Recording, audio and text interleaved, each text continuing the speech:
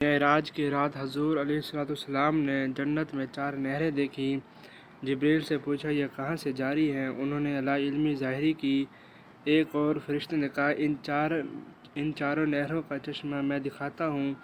وہ ایک جگہ آپ کو لے گیا جہاں درخت کے نیچے ایک عمارت بنی ہوئی تھی اور دروازے پر قفل تھا، اس کے نیچے یہ چاروں نہریں نکل رہی تھیں۔ ارشاد فرمایا اس کا دروازہ کھولو۔ عرض کی اس کی کنجی آپ کے پاس ہے، یعنی بسم اللہ الرحمن الرحیم۔ آپ نے تسمیہ پڑھ کر قفل کو ہاتھ لگایا تو قفل کھل گیا۔ اندر جا کر دیکھا کہ اس عمارت کے 4 ستون ہیں اور ہر ستون پر بسم اللہ الرحمن الرحیم لکھی ہے۔ بسم اللہ کے میم سے پانی کی نہر جاری ہے، اللہ کے ہاں سے دودھ جاری ہے، رحمان کی میم سے شراب اور رحیم کی میم سے شہد جاری ہے۔